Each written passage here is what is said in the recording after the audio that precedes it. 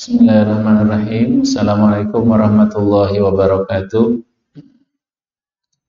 Alhamdulillah wassalatu wassalamu ala Rasulillah. Asyhadu an la ilaha illallah wa asyhadu anna Muhammadan abduhu wa rasuluh.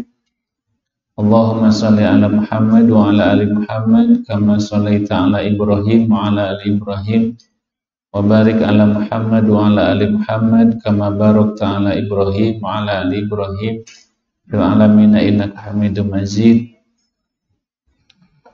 Allahumma 'allimna ma yanfa'una wanfa'na bima 'allamtana wa zidna ilman yanfa'una. Amma ba'du.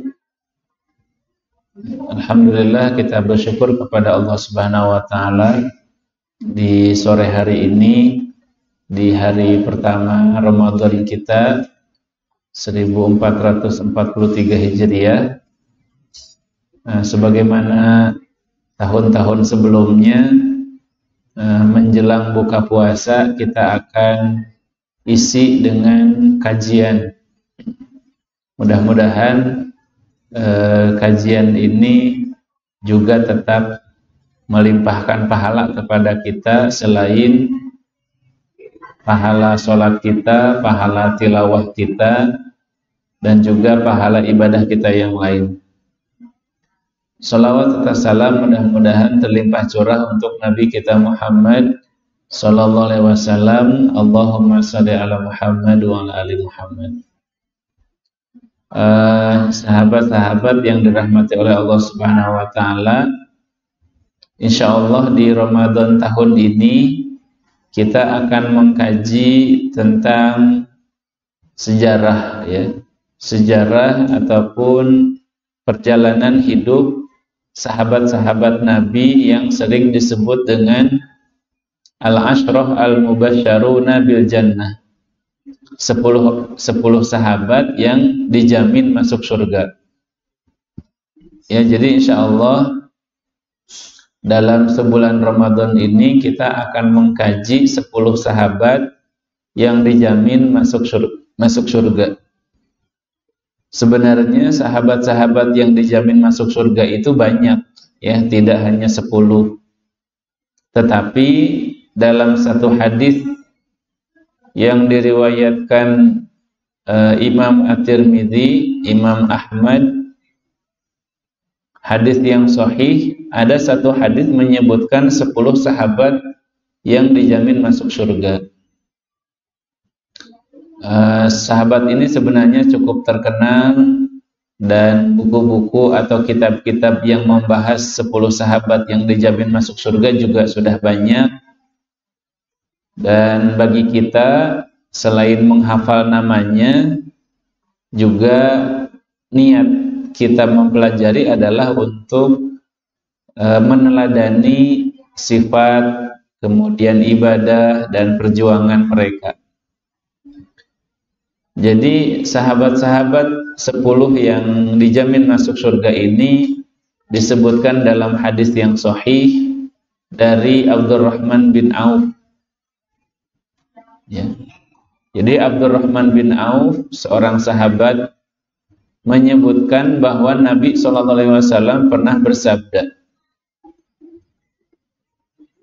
Anna Nabi sallallahu alaihi wasallam qala Abu Bakar fil jannah wa Umar fil jannah wa Utsman fil jannah wa Ali fil jannah wa Talhah fil jannah wa Zubair fil jannah wa Abdurrahman bin Auf fil jannah wa Sa'ad bin Abi Waqqas fil jannah wa Sa'id bin Zaid fil jannah wa Abu Ubaidah fil jannah. Jadi hadis ini menyebutkan 10 sahabat yang dijamin masuk surga. 4 yang pertama adalah khalifah, para khalifah, Abu Bakar, Umar, Utsman, Ali. Nah, kemudian yang 6 lagi namanya Talhah. Talhah, kemudian Zubair bin Awam, Abdurrahman bin Auf, Sa'ad bin Abi Waqqas, Sa'id bin Zaid, dan Abu Ubaidah Ibnu Jarrah. Nah, dari 10 sahabat ini insya Allah kita satu demi satu akan bahas, ya, biar meskipun sahabat ini kita mengenal namanya dan tidak pernah bertemu. Sahabat ini hidupnya 14 abad yang lalu, tahun 1400 tahun yang lalu, tapi kita diperintahkan oleh Nabi, ya. Kita diperintahkan oleh Nabi untuk menjadikan mereka sebagai teladan. Sebab generasi sahabat ini generasi yang paling baik.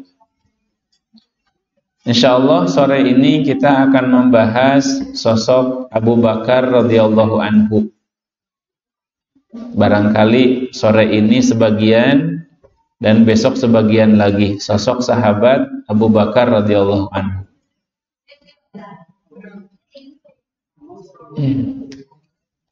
Yang pertama yang akan kita pelajari dari sahabat Abu Bakar radhiyallahu anhu ini adalah namanya terlebih dahulu. Nama Abu Bakar, ya, nama Abu Bakar itu sebenarnya adalah kunyah ataupun panggilan, ya, panggilannya Abu Bakar. Nama aslinya Abu Bakar ini adalah Abdullah bin Abi Quhafah. Abdullah bin Abi Quhafah. Bahkan nama Abdullah ini sebenarnya bukan nama asli. Nama Abdullah ini bukan nama asli, ya. Nama aslinya Abu Bakar ini sebelum Islam datang namanya Abdul Ka'bah. Abdul Ka'bah, hamba Ka'bah. Ya, namanya juga belum datang Islam, ya. Ada namanya Abdul Ka'bah, ada namanya Abdul Syams. Abdul Ka'bah itu artinya apa? Hambanya Ka'bah. Abdul Syams, ya, hambanya matahari. Abdul Uzza, ya, Abdul Uzza itu siapa? Abu Lahab, ya. Abu Lahab itu namanya Abdul Uzza. Hambanya Al-Uzza. Uzza ini apa? Berhala, salah satu nama berhala. Nah, Abu Bakar juga namanya Abdul Ka'bah. Kemudian oleh Rasulullah SAW diubah namanya menjadi Abdullah. Nah, ini juga sunnah, ya, sunnah. Kalau misalnya seseorang namanya kurang baik, misalnya ada orang kampung namanya asal-asalan, setelah tahu artinya ternyata buruk, nah itu sunnah diubah menjadi nama yang baik. Ya nggak apa-apa, pakai akte yang baru dan sebagainya. Kemudian Abu Bakar ini memiliki laqab. Laqab itu gelar. Laqab itu gelar. Gelar Abu Bakar itu apa? Atiq. Atiq, ya. Atiq itu apa? Atiq itu artinya orang yang sangat tampan. Ya. Atiq itu sebenarnya banyak makna, ya. Bisa menjadi atiq itu artinya tampan. Atiq juga bisa bermakna kuno, ya, kuno. Ya, misalnya Al-Baitil Atiq, ya, rumah yang kuno itu Ka'bah. Atau Atiq juga bisa bermakna yang dimerdekakan. Tapi Atiq di sini, ya, Atiqun. Atiq di sini maknanya Abu Bakar itu terkenal dengan ketampanannya. Kemudian gelar yang lain Abu Bakar itu disebut Abu Bakar As-Siddiq, disebut As-Siddiq juga. Kenapa Abu Bakar ini disebut As-Siddiq? As-Siddiq itu secara bahasa artinya yang membenarkan, yang jujur dan yang membenarkan. Karena Abu Bakar itu terkenal dengan imannya yang sangat kuat. Dan Abu Bakar ini orang yang pertama membenarkan peristiwa apa? Isra dan Mi'raj, ya.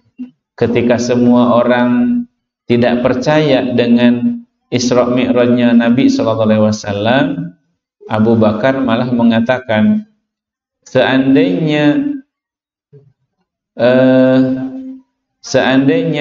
peristiwa Isra Mi'raj itu lebih dari itu, aku akan mempercayainya kalau memang itu diucapkan, disampaikan oleh Nabi.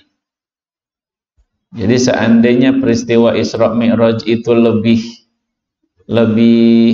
hebat ataupun lebih luar biasa dari yang disebutkan, niscaya Abu Bakar yakin, karena Abu Bakar sudah beriman kepada Nabi SAW. Kemudian yang kedua, setelah dan Abu Bakar radhiyallahu anhu ini itu satu keturunan, ya, satu nasab dengan Nabi SAW. Nah, Nabi itu dengan Abu Bakar nasabnya bertemu di Murrah, ya. Kalau kita menghafal nasab Nabi, ya, Muhammad bin Abdullah bin Abdul Muttalib dan seterusnya sampai Adnan, itu ada Murrah. Nah, ini nasabnya Abu Bakar dengan Rasulullah bertemu di Murrah. Kemudian yang kedua, Abu Bakar itu akan kita bahas kapan Abu Bakar itu masuk Islam. Abu Bakar radhiyallahu anhu itu adalah laki-laki pertama yang masuk Islam, ya, seperti disebutkan oleh Ibnu Hajar Al-Asqalani. Anna Abu Bakar awwalu man aslama minal ahrari mutlaqan. Abu Bakar radhiyallahu anhu ini adalah orang yang pertama masuk Islam. Orang yang pertama masuk Islam dari kalangan laki-laki. Kalau dari kalangan perempuan siapa? Khadijah radhiyallahu anha. Kalau dari kalangan anak-anak, Ali bin Abi Thalib. Ini Abu Bakar orang yang pertama masuk Islam. Bahkan Islamnya Abu Bakar itu membawa Islamnya yang lain, seperti Utsman bin Affan itu melalui jalur Abu Bakar radhiyallahu anhu. Nah, kemudian yang kita bahas yang cukup penting, ya, tentang manaqib. Kita sering sering mendengar manaqib, ya. Manaqib itu apa? Keistimewaan, ya, keistimewaan ataupun keutamaan, kelebihan, ya, sesuatu yang luar biasa dari seseorang. Nah, kita akan membahas tentang keistimewaan Abu Bakar radhiyallahu anhu. Banyak sebenarnya, ya, yang merupakan manqobah, yang merupakan manaqib, keistimewaan Abu Bakar. Yang pertama, keistimewaan Abu Bakar radhiyallahu anhu yang tidak dimiliki oleh sahabat-sahabat yang lain adalah Abu Bakar itu pernah membersamai Nabi SAW dalam peristiwa apa? Yang Nabi itu bersembunyi dengan Abu Bakar di Gua Thur. Peristiwa apa? Ya, peristiwa hijrahnya Nabi dari Mekah ke Madinah, ya. Nabi itu kan hijrah dari Mekah ke Madinah, tapi untuk supaya mengelabui, ya, orang-orang Quraisy yang mengejar, Nabi itu bersembunyi dulu di Gua Thur, ya, di Gua Thur. Nah, dalam Al-Qur'an Allah mengabadikan peristiwa itu, ya. Abu Bakar menjaga ataupun menjadi apa namanya?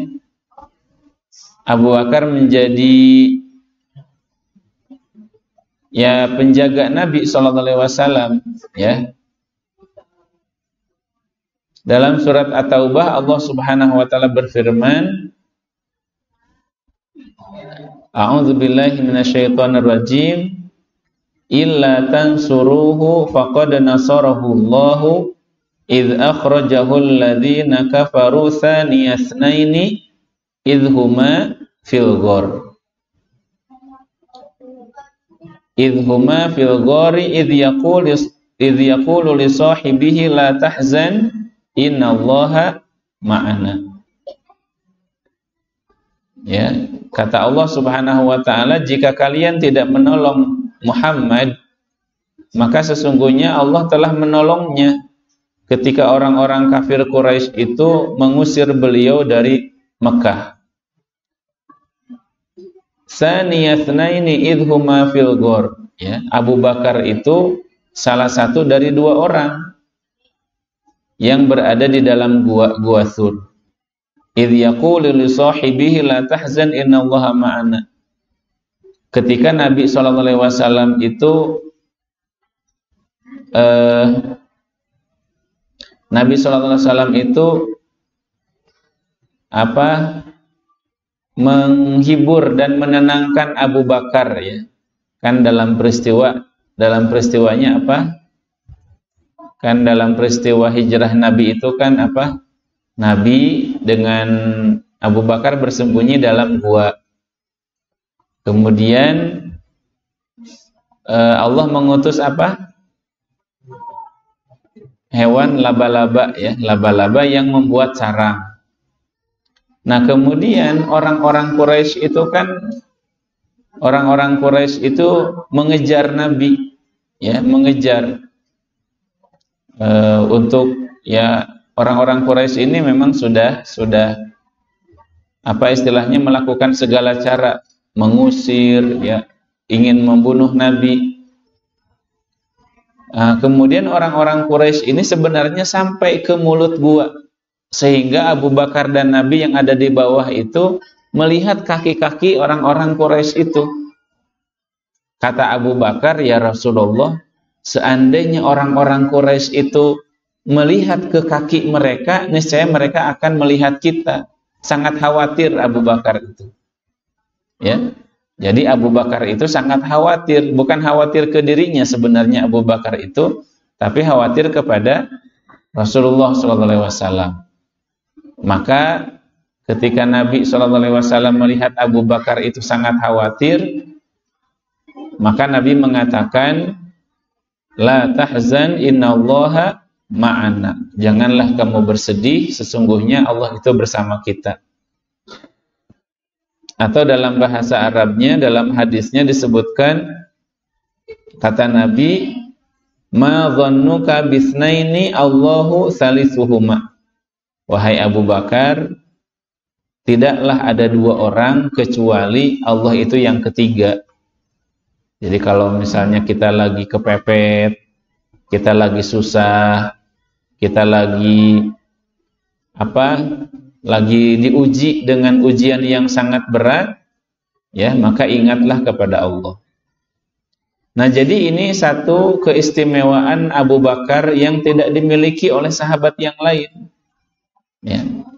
Jadi satu-satunya sahabat Nabi yang menemani Nabi di dalam gua ketika Nabi berhijrah. Ini sebuah keistimewaan, sebuah keutamaan. Kemudian yang kedua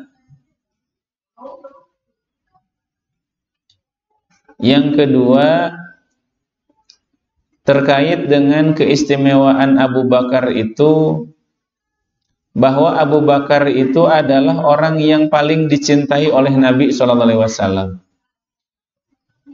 Ya, Abu Bakar itu orang yang paling dicintai Nabi SAW. Mana dalilnya? Ini ada seorang sahabat namanya Amr bin As. Amr bin As suatu hari datang kepada Nabi SAW. Kemudian Amr bin As ini bertanya kepada Nabi, Ayyun nasi ahabbu ilaika ya Rasulullah, siapa sih orang yang paling engkau cintai? Maka Nabi menjawab Aisyah. Kata Nabi, orang yang paling dicintai adalah Aisyah, istrinya. Tapi Amr bin As itu nanyanya bukan perempuan, dari laki-laki, ya Rasulullah, siapa yang paling engkau cintai? Maka kata Nabi, ayahnya. Ayahnya siapa? Ayahnya Aisyah, ya. Jadi kalau yang perempuan yang paling dicintai oleh Nabi adalah Aisyah karena istri Nabi. Dan dari laki-laki yang paling dicintai oleh Nabi adalah ayahnya Aisyah, yaitu Abu Bakar radhiyallahu anhu. Kemudian Nabi menyebutkan beberapa sahabat yang lain, Umar, ya, Utsman mungkin, dan yang lainnya. Jadi keistimewaan Abu Bakar radhiyallahu anhu yang kedua adalah beliau itu orang yang paling dicintai Nabi SAW. Maka wajar saja para sahabat itu bersepakat, ya, menjadikan Nabi sebagai khalifah, ya, khalifah pengganti Rasulullah SAW. Kemudian keistimewaan Abu Bakar yang ketiga,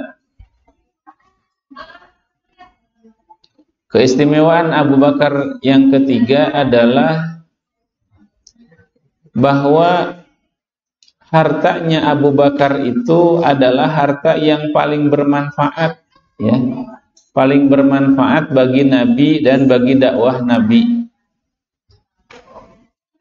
Dan disebutkan dalam riwayatnya bahwa Nabi itu, ya, harta Abu Bakar itu, ya, digunakan oleh Nabi seolah-olah seperti harta sendiri, ya. Wa kana an-nabiy sallallahu alaihi wasallam yaqdi fi mali Abu Bakar kama yaqdi fi mali nafsihi. Jadi Nabi itu kalau dengan harta Abu Bakar seperti hartanya sendiri, udah enggak, istilahnya, udah enggak asa-asa lagi gitu, ya, udah enggak ragu-ragu lagi, seperti harta sendiri. Ya, karena Abu Bakar adalah mertuanya, ya, saking dekatnya. Sehingga dalam hadis yang sahih diriwayatkan oleh Imam Tirmizi, kata Nabi, "Ma nafa'ani malun qattu ma nafa'ani malu Abi Bakar." Tidak ada harta yang paling bermanfaat untukku, ya, seperti hartanya Abu Bakar. Jadi harta Abu Bakar itu sangat berkah, sangat bermanfaat untuk dakwahnya Nabi SAW. Kemudian keistimewaan Abu Bakar yang lain adalah bahwa Nabi SAW, ya, Abu Bakar itu merupakan mertua Nabi SAW, karena Nabi SAW menikahi putrinya Aisyah radhiyallahu anha. Meskipun dalam hal ini sebenarnya ada sahabat lain yang sama mertua Nabi selain Abu Bakar. Siapa? Umar ibn Khattab, ya.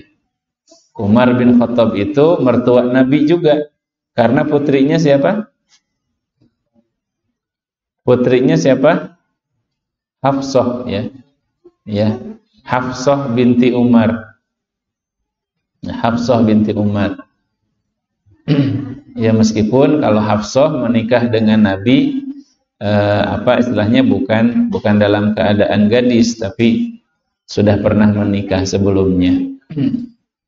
Kemudian keistimewaan Abu Bakar radhiyallahu anhu yang kelima adalah bahwa Abu Bakar ini adalah orang yang pertama mengumpulkan Al-Quran. Orang yang pertama mengumpulkan Al-Quran dan disebut mushaf.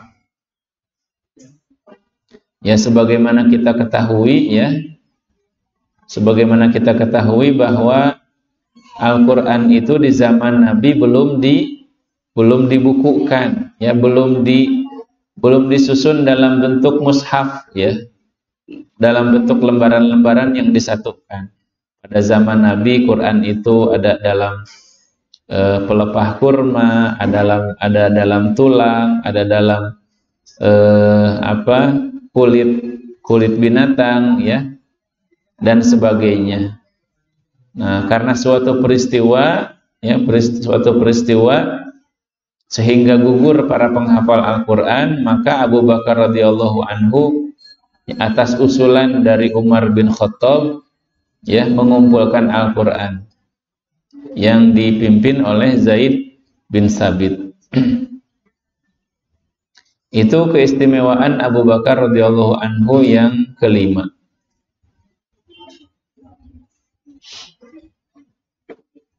Kemudian yang keenam, keistimewaan Abu Bakar adalah beliau adalah khalifah yang pertama sepeninggal Rasulullah SAW.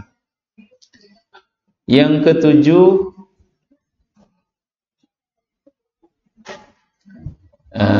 kemudian yang ketujuh di antara keistimewaan Abu Bakar adalah bahwa Abu Bakar itu orang yang paling pertama, ya, paling terdahulu kalau melakukan kebaikan. Jadi tidak ada kebaikan kecuali Abu Bakar itu orang yang pertama. Dalam satu hadis disebutkan, pagi-pagi Nabi SAW bertanya kepada para sahabatnya, mungkin habis sholat subuh, ya. Mungkin habis sholat subuh, Nabi bertanya, "Man asbaha minkumul yawma sha'iman?" Siapa di antara kalian yang hari ini saum? Abu Bakar mengatakan, "Saya ya Rasulullah." "Faman tabi'al yawma janazatan?" Siapa yang hari ini mengantarkan jenazah ke makam?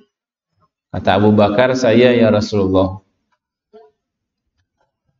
"Faman 'ada minkumul yawma maridhan?" Siapa yang hari ini menengok orang yang sakit?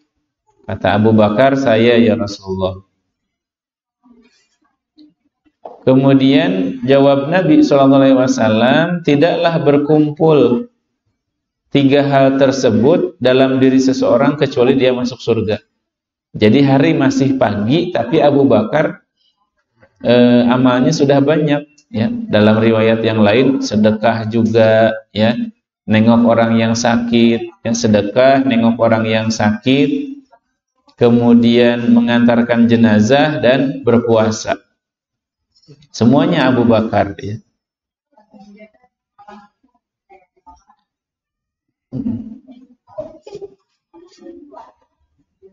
Nah, kemudian keistimewaan Abu Bakar radhiyallahu anhu yang berikutnya, yang kedelapan, adalah bahwa Abu Bakar ini salah satu sahabat yang didoakan oleh Nabi, ya, yang disebutkan oleh Nabi, Abu Bakar ini akan masuk surga melalui pintu mana saja yang beliau mau. Surga itu ada 8 pintu. Yang ahli puasa masuk pintu Ar-Rayyan. Yang ahli sholat masuk pintu sholat. Yang ahli sedekah masuk pintu sedekah. Yang ahli berjihad masuk pintu jihad. Kemudian Abu Bakar itu bertanya, "Ya Rasulullah, apakah ada orang yang bisa masuk melalui semua pintu itu?" Kata Nabi, "Iya, ada. Ada orang yang bisa masuk melalui semua pintu itu, dan aku berharap orang itu adalah engkau, salah satunya." Ya, kalau Nabi aja sudah mendoakan, ya pasti dikabulkan. Ya, Abu Bakar termasuk salah satu orang yang akan masuk surga melalui pintu mana saja.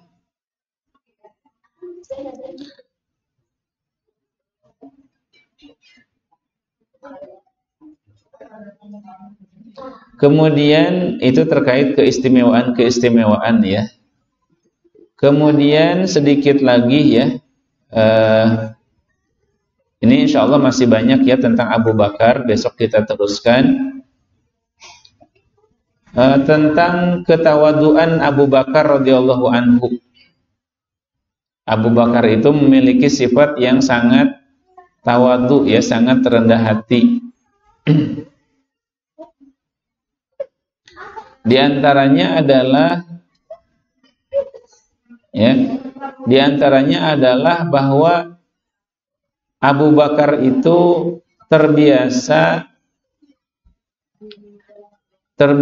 untuk mengunjungi seorang perempuan tua, ya, yang buta di pinggiran kota Madinah. Jadi Abu Bakar itu terbiasa ataupun sudah menjadi rutinitasnya untuk mengunjungi seorang perempuan tua yang buta di pinggiran kota Madinah. Kemudian Abu Bakar itu memberinya minum, memberinya makan, yang membantu perempuan ini yang sangat tua untuk memenuhi kebutuhannya. Padahal pada saat itu beliau sudah menjadi khalifah, ya. Beliau saat itu sudah menjadi khalifah, ya, pemimpin tertinggi umat Islam. Sangat tawadhu, ya. Padahal menurut kita barangkali itu pekerjaan kecil, ya. Tapi Abu Bakar melakukannya meskipun sudah menjadi pemimpin kaum muslimin. Baik, barangkali sampai di sini terlebih dahulu, ya, kajian kita tentang Abu Bakar radhiyallahu anhu, ya, tentang keistimewaannya, juga ketawaduannya. Insyaallah besok kita akan teruskan dengan sifatnya yang lain, termasuk prestasi-prestasi Abu Bakar semasa beliau menjadi khalifah, dan juga perkataan-perkataan yang sangat bijak dari Abu Bakar yang insyaallah sangat bermanfaat untuk kita. Kita cukupkan terlebih dahulu. Billahi taufiq wal hidayah. Assalamualaikum warahmatullahi wabarakatuh.